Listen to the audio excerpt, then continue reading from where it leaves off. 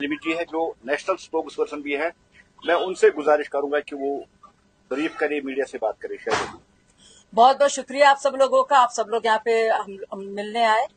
कुछ जरूरी बातें। सबसे पहले तो जो हमारा मैनिफेस्टो है, जो उर्दू में हमने कॉपीज हर जगह भिजवाई हैं, आप लोग को मैं तकसीम कर दूं। ये है हमारा उर्दू का मैनिफेस्टो और मैं चाहती हूँ आप लोग इसको ले जाएं, इसकी कॉपीज, और देखें कि और क्या क्या रोड मैप है। 2-3 सवाल है साथियों। उमर अब्दुल्ला साहब लगातार फॉरेन डेलीगेशन और इलेक्शन ऑब्जर्वर्स की मौजूदगी पर सवाल उठा रहे हैं। अब मैं जानना चाहूंगी कि किस आधार पर वो सवाल उठा रहे हैं। ये और कांग्रेस पार्टी का जो नापाक गठबंधन है और उनके अकॉर्ड्स के वजह से पहले कितना डिस्कॉर्ड रहा है वैली में, घाटी में, वो लोग बताएंगे। वो लोग बताएंगे जो बाकायदा जब हमारी सेना जीत रही थी, जो जा रहे थे यूनाइटेड नेशंस, वो लोग बताएंगे। क्योंकि हम सब जानते हैं नेहरू जी ने क्या किया था उस वक्त और किस तरह से वो यूएनएससी में सारा मुद्दे को लेके गए। उसके बाद वो लोग कहेंगे जिसकी पार्टी से, चाहे सलमान खुर्शीद हो, चाहे मणिशंकर अय्यर हो, जो बाकायदा जाते हैं वहां पे पाकिस्तान में और भीख मांगते हैं और कहते हैं हमें असली जमहूरियत चाहिए, हमें असली आजादी चाहिए, दिलवा दीजिए। पाकिस्तानियों के पास जाते हैं और बाकायदा सरकार को बदलने का प्लान बनाते हैं। ये वो लोग बताएंगे हमको जो कहते हैं कि पाकिस्तान के साथ डायलॉग जरूरी है, बावजूद इसके कि उनके वजह से हमारे कितने नौजवान मरे, हमारे अपने हिंदू और मुस्लिम भाई बहन, हमारे कश्मीरी नौजवान, कितनी कितनी लड़कियां बेवा हों। सोचिए। तो इनसे ये सवाल पूछना जरूरी है। और अब उनको तकलीफ हो रही है कि फॉरेन डेलीगेशन और ऑब्जर्वर्स आए हुए हैं। तीसरी और बहुत जरूरी बात, ये लोग जो बाहर जाके रोते हैं, राहुल गांधी कभी जर्मनी कभी अमेरिका जाके ऊल जलूल बातें करते हैं और देश की इलेक्टोरल डेमोक्रेसी पर, हमारी जमहूरियत पर सवालिया निशान खड़े करते हैं। अब उनको बड़ी तकलीफ हो रही है कि वहां से यहाँ पे देखने के लिए कि किस तरह से फेयर एंड फ्री इलेक्शंस हो रहे हैं, उनको बड़ी तकलीफ हो रही है। ये बताना चाहिए और जरूरी है। ये कॉन्ट्रास्ट देखिए, तब के दिन और अब के दिन बुलाकर ठोक कर हम लोग कहते हैं, ताल ठोक कर, कि आइए देखिए और देखिए क्या हमारी जमहूरियत है। और देखिए यहाँ पे जम्मू और कश्मीर में आकर दुनिया भर के ऑब्जर्वर्स आए हैं और बता रहे हैं और दिखाएंगे दुनिया को कि अब तक जो बातें कही गई है ना, वो झूठ बोली गई है। ये वो हमें समझाएंगे जो पाकिस्तान के साथ ना मुज़ाकरात की बात कर रहे हैं, तिजारत की बात कर रहे हैं और एलओसी ट्रेड की बात कर रहे हैं। ये वो लोग हैं जो हमें बताएंगे कि हमें चेताएंगे और डराएंगे कि देखिए चीन के जो सैनिक हैं कैसी मार पिटाई कर रहे हैं हमारे सैनिकों के साथ। ये वो लोग हैं जो हमें बताएंगे जो लगातार कह रहे हैं कि हमें डरना चाहिए और चाइना की मदद मांगनी चाहिए। ये वो लोग हमें बताएंगे जो लगातार पाकिस्तान की बात करते हैं और कहते हैं संभल के चलना चाहिए, उनके पास एटम बम है। ये वो लोग हमें बताएंगे कि फॉरेन जो इलेक्शन ऑब्जर्वर्स हैं उनकी मौजूदगी यहाँ पे सही नहीं है। शर्म आनी चाहिए उमर अब्दुल्ला को, और पहले आईना तो देखें कौन इंसान क्या बोल रहा है। अब उनके कहने पर और जिस तरह से उन्होंने शर्मसार किया है राहुल गांधी जी को, राहुल गांधी जी पहुंचे वहां पे भी उनकी कितनी समझ है पीओके को लेकर और रेफ्यूजीज को लेकर, वो आप सब लोगों ने देख ली। अब कह रहे हैं कि वो गलती से उन्होंने कहा है, लेकिन सोचिए उमर अब्दुल्ला के कहने पर, उनको शर्मसार करने पर, एक हिकारत की तरह से एक नसीहत देने पर बड़ी मुश्किल से राहुल जी इसी तरह से पहुंचे और जम्मू में जाकर भी उन्होंने गुल खिला दिए। वो सब आपने देखा। साथ ही बहुत जरूरी सवाल लगातार ये लोग पूछ रहे हैं और कह रहे हैं क्या कुछ किया है, क्या कुछ हुआ है वैली में। और मैं आपके सामने, हमारे मैनिफेस्टो का भी हिस्सा है, आपको पूरा ब्यौरा देना चाहती हूँ। क्योंकि साथियों, सेहत, तालीम, रोजगार का कोई मजहब नहीं है, कोई जात नहीं है, कोई उसका रीजन नहीं है। सेहत, तालीम, रोजगार का की कोई धर्म या मजहब नहीं है। और इसीलिए मैं आपको बताना चाहती हूँ, इन लोगों से सवाल पूछिए जो दुनिया भर के सवाल पूछते हैं हमसे, और मैं सिर्फ कुछ आंकड़े पेश करूंगी क्योंकि आंकड़े और डेटा झूठ नहीं बोलता। 2019 से पहले कितने मेडिकल कॉलेजेस थे? 4। अब कितने हैं? 11। उससे पहले कितनी मेडिकल सीट्स थी? 300, माफ कीजिएगा 500। अब कितनी है? 1300। इन्फेंट मोर्टेलिटी रेट, बच्चों का जो इन्फेंट मोर्टेलिटी रेट है, मरने का क्या था? 22। अब कम होकर सिर्फ 7 सालों में 16 हो गया है। सेक्स रेशियो क्या था? 927 था, अब बढ़कर 976 हो गया है और नेशनल एवरेज से भी बेहतर हो गया है। वो जम्मू और कश्मीर के लोग जो लगातार सर झुकाकर परेशान होते थे और कहते थे क्या अमन बहाली हो, हम लोग भी बड़े बड़े अफसर बने, आगे जाएं, हमारे यहाँ भी अमन बहाली हो और खुशहाली हो, वो अब कह रहे हैं कि हम लोग लीड कर रहे हैं और ये सिर्फ 7 सालों में हुआ है। अगर इन सारे सवालों का जवाब जो मैं आपको बताऊंगी, आंकड़े दूंगी, इसके बारे में तीनों पार्टियां या कोई और बता दे कि वो अगर कर सकती है तो कैसे करेंगे, उनका रोड मैप क्या है, तो उसका जवाब दीजिए। तो ये फक्र की बात है जम्मू कश्मीर के लिए कि 927 का जो था वो बढ़ गया है और नेशनल एवरेज से भी ज्यादा है। और अगर एम्बुलेंसेस वो जो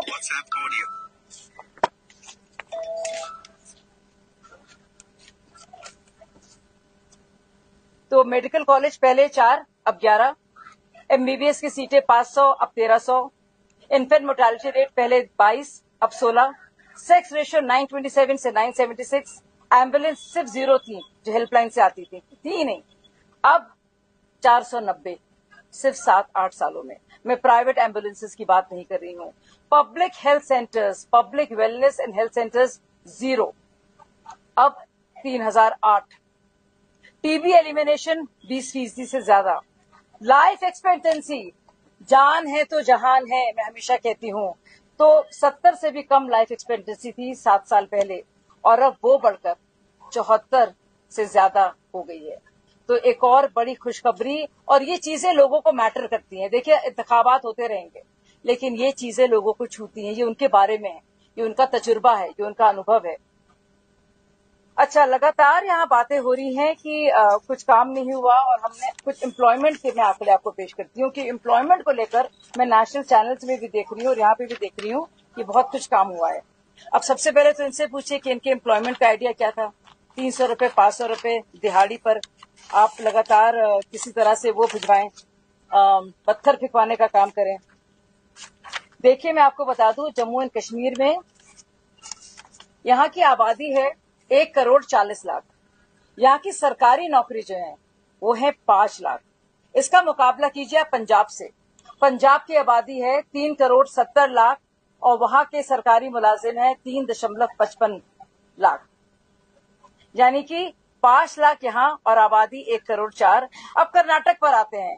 कर्नाटक की आबादी लगभग 7 करोड़ है और वहां पे जो सरकारी मुलाजिम है वो है 5,10,000, यानी कि जहां पे आबादी बाकायदा 7.25 करोड़ है वहां पे 5 लाख सिर्फ हैं और यहाँ पे बावजूद इसके कि 1,40,00,000 की आबादी है, 5 लाख लोगों को यहाँ पे बाकायदा नौकरियां हैं। वो सरकारी नौकरी की बात कर रही हूँ। अब मैं आप लोगों से बात करना चाहूंगी प्राइवेट नौकरियों की और सेल्फ एम्प्लॉयमेंट की। जहां तक बात है सेल्फ एम्प्लॉयमेंट की, तो 8 लाख नए रोजगार पिछले 5 साल में जम्मू एंड कश्मीर को दिए गए हैं। तफसील से मैं आपको उसकी डिटेल्स भी दूंगी। और मैं आपको बता दूं कि बार बार ये कहा जा रहा था, मैंने खुद सुना उमर अब्दुल्ला को कहते हुए कि गवर्नमेंट जॉब्स की वैकेंसीज जो हैं वो भरी नहीं गई। मैं आपको बता दूं कि 43,000 बाकायदा गवर्नमेंट जॉब्स में रिक्रूटमेंट हुआ है और पहले के जो कॉन्ट्रैक्ट लेबरर्स थे उसमें 10,000 लेबरर्स और वेजर्स को, डेली वेज एम्प्लॉयर्स को रेगुलराइज किया गया है। बाकी के आंकड़े भी मैं आपको पेश करती हूं। आप देखिए रिक्रूटमेंट के चलते जम्मू कश्मीर में बैंक को देखिए या रिक्रूटमेंट और सिफारिशबाजी का जो दौर था उसमें लॉस रहा है जम्मू एंड कश्मीर बैंक का 1,140 करोड़। अब 2023 में जम्मू कश्मीर का जो मुनाफा है, जो प्रॉफिट है, वो 1,700 है। जमीन आसमान का फर्क है और हर एक कश्मीरी जम्मू के निवासी बाशिंदे के लिए ये बहुत ही महत्वपूर्ण है और जरूरी है। जिंदगी कैसे बदली है मैं बाद में बात करूंगी झेलम फ्रंट की और बाकी जो हम देख रहे हैं बुलेवार्ड की, लेकिन आप सोचिए कि जिंदगी में कितना रद्दोबदल है। तो मैं चाहती हूँ ये सवाल पूछे जाएं और उनसे बताया जाए कि चाहे टूरिज्म हो, चाहे फिल्म पॉलिसी हो। मैं आपको बताना चाहती हूँ 2019 से पहले आप जानते हैं क्या हालात थे। मैं क्या बताऊं आपको कि अब 2022 से अब तक 102 फिल्में और web series Jammu and Kashmir में शूट की गई हैं और जो टूरिस्ट 1.62 करोड़ से 2019 में वो आंकड़ा बहुत ज्यादा था क्योंकि कोविड में तो कुछ था ही नहीं, वो भी बढ़कर अब हो गया है 30% बढ़कर 2,11,00,000। तो साथियों, चाहे डेली वेजेस हो या वैकेंसीज हो, हमने देखा है कितनी यहाँ पे तब्दीली हुई है। मैं चाहती हूँ आप लोग इस मैनिफेस्टो को लेके जाएं और लोगों से बताएं। मैंने एक और बात आपसे कही थी, पानी की। क्या आप जानते हैं कि इतने सालों तक इन खानदानों ने जल के बारे में क्या किया है? पानी के बारे में सबसे जरूरी चीज जो हमें जिंदा रखती है। 2019 तक 31% से कवरेज था, 31% था साथियों साफ पानी की व्यवस्था, इंतजामात। और 2024 में 81% है साथियों, सिर्फ 5 साल में। यानी कि इतने सालों में 31% और सिर्फ 5 सालों में आप देखिए 81%। तो ये है, और इसमें और भी डिटेल्स आपको मिलेंगी। तो मैं इस सब के मुतालिक आपको ये बातें करना चाह रही थी, और अगर आपके कुछ सवाल हो उसको लेकर आप जरूर कीजिएगा। हमारा मैनिफेस्टो आप सब लोग के सामने है। और एक और बात, भारतीय जनता पार्टी कहीं जा नहीं रही, यहीं पर रहेगी, और पूरी तरह से कमिटमेंट के साथ। जो तस्वीर आप देख रहे हैं और जो आम में लोगों से मिलती हूँ जा जाकर, और वो बताते हैं, कल रात में 11:30 बजे में डल लेक पर गई और मुझे यकीन नहीं आ रहा था, बिल्कुल तिरंगे हर जगह दिख रहे थे, वो जो लड़ी है रोशनी की, और उसके बीच में आराम से हम लोग, मैं और मेरी दोस्तें गाने भी सुन रहे थे, खुली हवा में सांस ले रहे थे, और इत्मीनान की भी सांस थी, और खुश भी महसूस कर रहे थे। सोचिए क्या ये मुमकिन था? तो पूरी तरह से हालात बदले हैं। तो उन सबसे पूछिए, आप जो बार बार बात करते हैं ना, ये नहीं हुआ वो नहीं हुआ, आपने अब तक क्या किया और आपका रोड मैप क्या है इन सब चीजों को बेहतर करने के लिए? जी, उमर अब्दुल्ला ने बोला कि श्रीनगर में जो कम वोटिंग हुई उसका रीजन है फॉरेन डिप्लोमेट श्रीनगर से नहीं चाहते थे कि वो दिखाए कि सब कुछ नॉर्मल। आज उसके बाद उमर अब्दुल्ला जी काफी घबराए हुए हैं। पहले तो उनको भारतीय जनता पार्टी से डर लग रहा था, फिर बहुत से लोगों से जिन्होंने इनको पहले शिकस्त दी है उससे डर लग रहा था। अब उनको डर लग रहा है कि जो लगातार वो और उनके दूसरे साथी, एक और शहजादे, जाकर रोना पीटना करते हैं, क्योंकि मातम करने की आदत ही हो गई है और शिकायत करने की। तो अब क्या बोलेंगे? और वैसे भी श्रीनगर का जो सिटीज का टर्नआउट रहता है कम होता है, हालांकि ज्यादा होना चाहिए था, लेकिन हम समझते हैं, लेकिन उसका ताल्लुक और उसको जो जोड़कर वो इलेक्शन ऑब्जर्वर से कह रहे हैं, मैंने इसका आपको जवाब दिया, ये वो लोग हैं जो विदेश में जाकर भारत का मजाक उड़ाते हैं। ऐसी बातें जो उसमें लिखी है, जरा पढ़िए, उनसे पूछिए इनका लेना देना नहीं। आबो हवा कैसी है, पानी है, किस तरह से हाइडल प्रोजेक्ट्स हैं, कितनी रोड्स हैं, क्या सुकून है, मतलब कभी सोचा नहीं इन लोगों ने। तो यही तो मौजू हैं जो लोगों को छूते हैं। तो मेरी भी लोगों से यही गुजारिश होगी कि भाई अपना वही होता है जो अपने घर के लिए काम आता है, जिसके चलते आपकी जिंदगी बेहतर होती है। और मैं लोगों से ही कहूंगी, अगली बार आप वोट देने जाएंगे, देखिए अपने वालिदैन को, देखिए अपने बच्चों को, देखिए अपने हालात को, बाहर निकल के देखिए कितना बदला है कश्मीर, और उसी हिसाब से सोचिए कि और खानदानों को नहीं, अपने घर को, अपने परिवार को, अपने बच्चों को, और अपने देश और अपने राज्य और अपने पड़ोस और अपने घर को इस बार वोट दीजिए।